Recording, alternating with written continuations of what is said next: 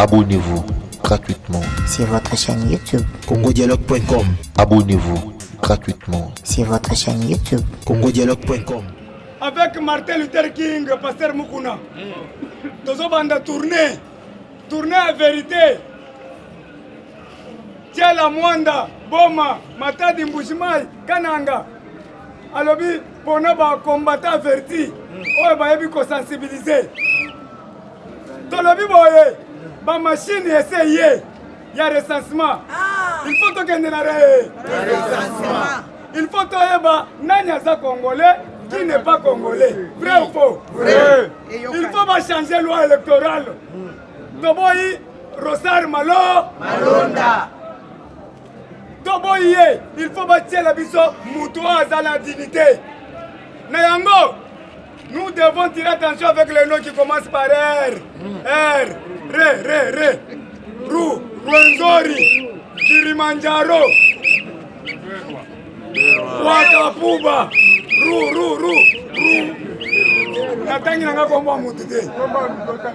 Merci beaucoup na PGR parce que PGR a bisingai biso tokokanga bino bato mike mikete biso tozokanga les hommes qui ont pillé ce pays.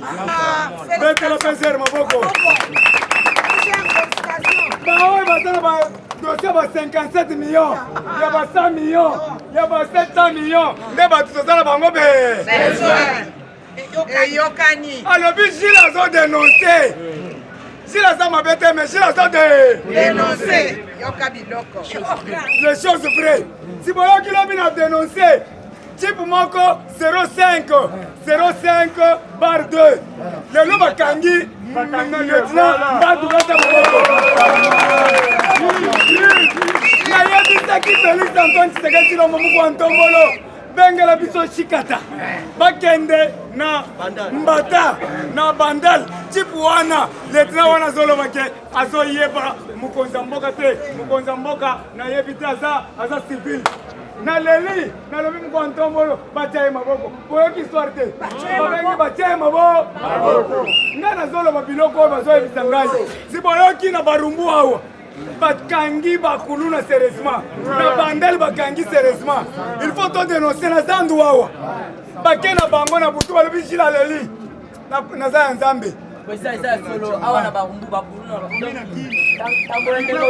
ndambola ngoli alors muko antombola yoka kabi merci na Félix Antoine Tshisekedi Tshilombo bazokanga elongi ya fait ndeko toya poto dénoncer toya poto dénoncer toza besoin bato balie 3 fois par jour tokotika musala oyo soki tomoni bato balie 3 fois par jour dollar ekomi na 9000 parce que toza na système le peuple d'abord toko répondre kabange numbi parce que Lubumbashi nyonso bakomi na nsima na ngai katanga ya mikuba katanga ya magère de cuivre bazobenga ngai nazolala te balobi Jules répéter histoire wana otangisi biso histoire nango nazorépéter balobi bis balobi l'empire Luba était fondé par Congolo Mwamba un héros légendaire qui a groupé plusieurs villages.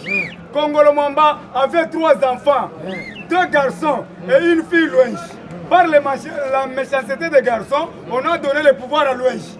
Louenji s'est marié à Ilunga Tshibinda, qui a apporté l'organisation de Luba Chelunda. Betelanga Maboko. Est-ce que Biloko Kabila yebiango? Est-ce que Biloko ngana zolo marubero yebiango? Est-ce que Biloko ngana zolo babosheba yebiango? Mais le PO. Papéo ya Buzoba. Grand professeur de l'université. Yaya, tolobi boye. To soutenir Félix Antoine Tshisekedi c'est notre sang. Likambo mangwe. Ya mangwe. Toyebi tata na ye. Papa Mukishi. Etienne Tshisekedi wa Mulu. Toyebi maman na ye. Maman Marthe Kassa.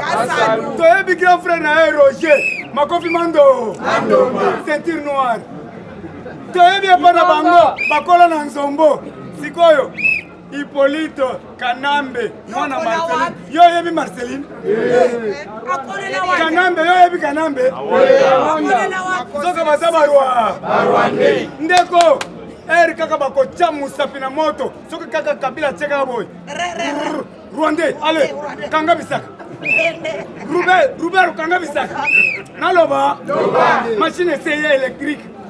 Donc on t'a pas avec la morphologie. Morphologie zanine. Dans la zone la bango mila. Minobi. Yabasi Tibele. Mukuse awa.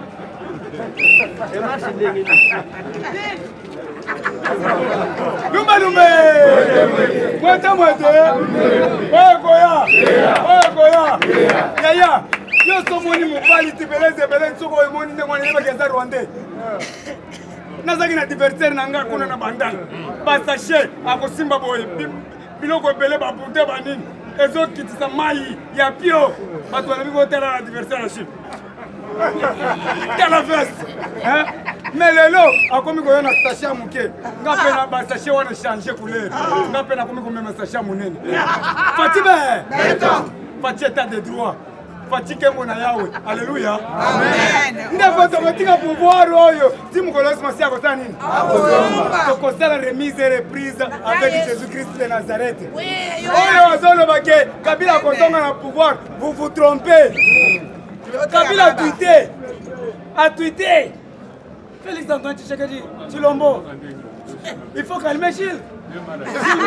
Gilles m'appelle toujours Kanambe politiquement c'est pourquoi. Kabila a mis comme on a ngaï. Grand professeur. Lelo na mati. Bamitu kezo tutana pona komona ngai na mbinza yoka na mbinza na telemi bona muni jipu na makolo c'est toi Gilles? Oui c'est moi Gilles. Yaya quand t'attends la carte moi c'est nga mona ko so sangola na bila ko kota alabi je m'appelle Kabongo de l'UDPS. Merci beaucoup Kabongo de l'UDPS. Merci beaucoup Kabongo de l'UDPS.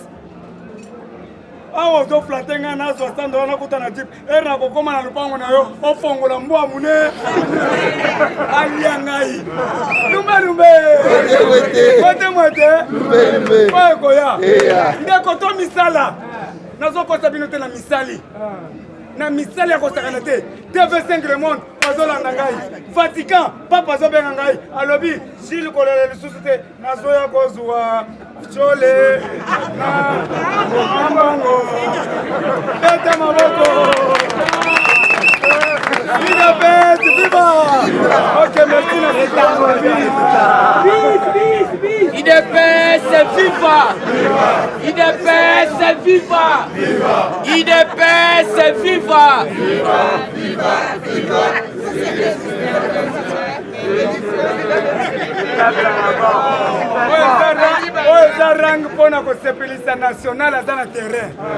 Bonjour.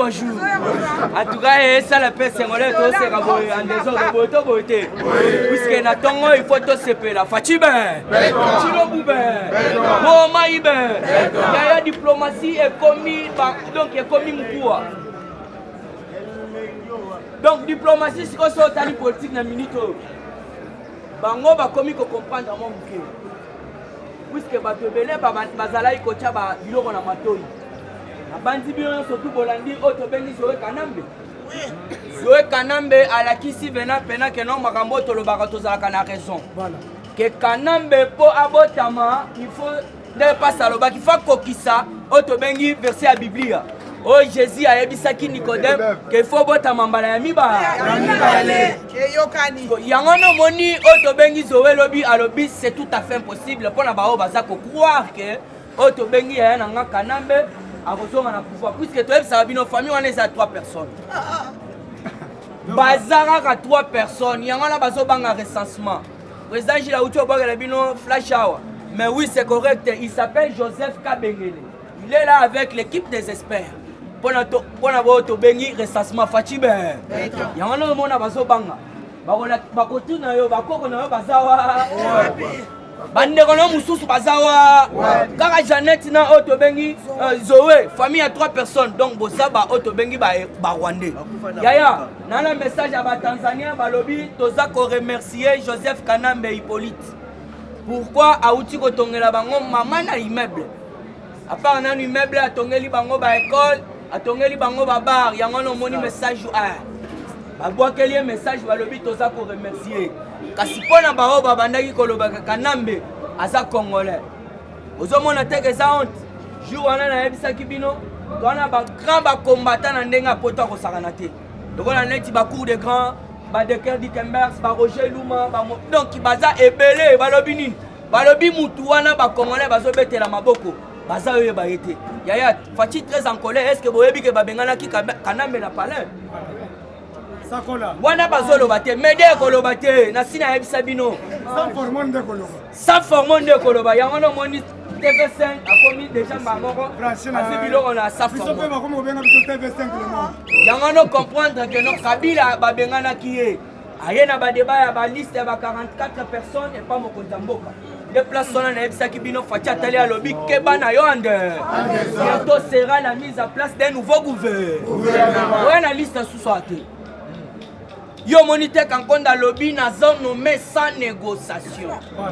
oui ba administrateurs territoriaux mais ça déjà bien makasi puisque FCSO eloko nyonso ti falaki baya na Congo baya na nini yango no moni Faci très en colère Kanambe babenganaki ya kobengana yango no moni kala te selon demande ya communauté internationale mokolo wana balobaki cour pénal international faut agir yango wana ezalaki mokolo alobi tolobi balobi boye puisque Uganda na Rwandais basalaki biso massacre alors massacre wana il fallait déjà bazala sanctionner yango no moni Faci na message na ye ya 75e réunion assemblée générale alobini j'appelle à la communauté internationale de sanctionner les auteurs bien identifiés Faci ayebi déjà ba auteur yango no yoki awa message ya lobby la cour internationale de la justice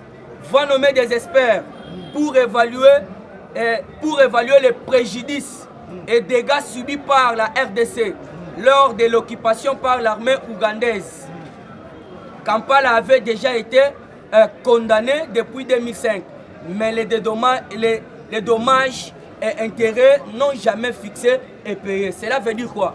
Communauté internationale, Cour pénale internationale, a nommé des experts karaté pour la massacre. Alors, tout ça pour faire rappel bango. Kampala Zalaki déjà sanctionné, condamné. Et puis il faut dédommager Bisso. Kampala il fallait foutre Bisso jusqu'alors on a foutu Bisso. Il y a un moni karaté baza konomé. C'est pour là bomonaki bazo yebisa Faci. Ba crime oyo surtout ko perdre yangote. Il faut la juger na RDC. Il y a un moni basengi na na lombango sala otobengi Cour pénale internationale au Congo. Donc ces pays au Congo. Il y a un moni politique Kanamba Zobanga. Voilà, merci les grands doyens. Il y a un moni siko na ngam na bango bazobanga. Bino bomonité entre bango na bango FCC na la muka kope koti mobulu. Moi Simba puisque tous les cabales mama nous surtout basali yaya Faci la kisi bango naza toujours be. Yo monité. Muzito na ndeko na ye madidi les deux du pont. Na ebisi yo à quai de poissons. 4 millions na ebisa bino que François Mwamba. Keba na FCC baza makasi na corruption. Yango tozo ebisa bato nous surtout bazo sala musala na Faci. Faci azo lutter pour la lutte contre la corruption. Mais yo FCC le rasali. Bino boluka information.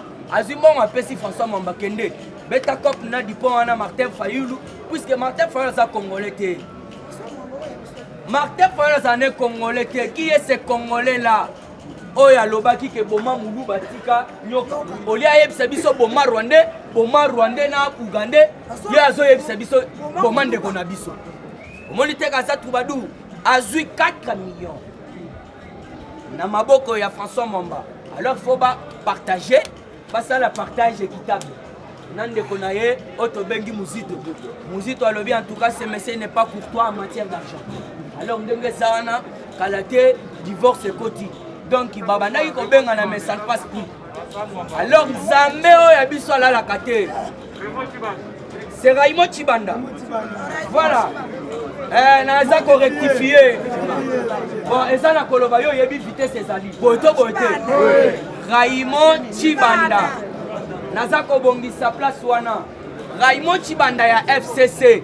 Nde mutu azwaki mbongo le Martin Fayulu azalaki na poto na États-Unis bolanda ki alobaki je pardonne tout le monde mais koya na ye awa bêtise na bêtise parce que mbongo wana nde kokoma awa muzito a comprendre que non Raimo Chibanda ayaki kopesa Martin Fayulu mbongo botoka bola tobeta kopo wana kopesani borna ya bandara luka po ba destituer Fachi ya wana moni esangi koti mobulu ba ekotala Martin Fayulu en cas de besoin au baza kolinga balongola Fachi béton siko nani akozonga ce n'est pas tambe mon alors ba pesi biso lisusu oh passe nord to lingi to beta ngote mi bongisa semaine zoya tokozwa mwasi ya tambe momba azana plainte na mona na ye il faut bakende na cour d'appel bakende kofunda tambo mamba plainte boto bote ke batambo mamba ne muto abando luka ba manevre nyonso tout fo mokonza mboka balongola ye azonga alors moi si na ye azotelenga na ye na permanence na biso bango basala ba bêtise donc baza o violer batu pona biso to banda ko bokolela bango bana alors tondimi yango te justice fait sala musala na yango fin de yoka fin de découpage territorial. Donc comprendre que le gouverneur rebelle baza na Kinshasa, baza impayé. Il y en a qui bisa ki bango 11 provinces Kanambe akoka ki ko dirige ngote. Na ye ko créer 26 pourquoi? A commissaire ba tebele ba gouverneur, ba vice-gouverneur, ba ministre provinciaux. Donc boule na yende yangwana. Parce que comprenez que ba province mususu na minute moyen fonctionner zati. Province mususu atanzela pena ya velo kota exacté. Gouverneur afana na sanzete. Alors comprenez qu'il y a un désana fin. Il y a des coupages territoriaux puisque tout le monde dit que le gouverneur rebelle basa. Ba futamité basa ko réclamer. Toujours dans la actualité politique, à un désana il faut comprendre que la République démocratique du Congo a commis 9e en Afrique pour l'investissement d'Afrique. C'est grâce à Fachi. Pourquoi? Baye kotala que Félix azana vision ya investissement. De baye kosala classement toza 9e na kati Afrique. Alors ezalaki otobengi sondage ebima kilobi. Yo eba que non au jour le jour à venir toko mata 5e avec Fachi Béton. Toujours na kati actualité politique, boyeba que makambo eza bien. Voilà. Chopo plusieurs immeubles expoliés par ba cadre toujours baza ya PPD ya FCC. Wana na chopo Molondo Sakomi ye aza ministre ya environnement na ba mambotali ba parcelle. Alors aye ko comprendre que na chopo ba immeuble belé eza expolié. Oh il fallait que ça la l'état mais ba individu de baza ko occuper yango. Yangana sengi na nini na gouvernement central à s'impliquer dans likambo. À quel plus na lobby ce n'est pas toujours na chopo. Va même na Kinshasa à travers notre étendue territoriale. Bazana banda oyo ezana maboko ya bato il fallait que ça la l'état. On a monopolisé parole te Noël Chani appelle le parlement à révisiter la loi portant statut des anciens chefs. Alors il faut batala. Vous avez vu que Kanam baza chef moro azwa mbongo ebele. Alors balobi la loi Noël Chani a lobby pour ba réviser yango. Alors il faut ba réviser yango pourquoi? Ba eba que non a onde sana ba loi ya ebele ba fotaki yango en faveur ya Kanambe azwaka ba mbongo ebele bo ceci cela yango na balobi il faut ba revoir yango et tozo senga na muko tombolo Kanambe azozwa mbongo ebele par mois ti les lois azwaka mbongo ebele par mois en tant que qui alors il faut ba réviser yango to linga zo susu mbongo ebele te jusqu'à Zangwande en tout cas Abonnez-vous gratuitement sur votre chaîne YouTube. congodialogue.com.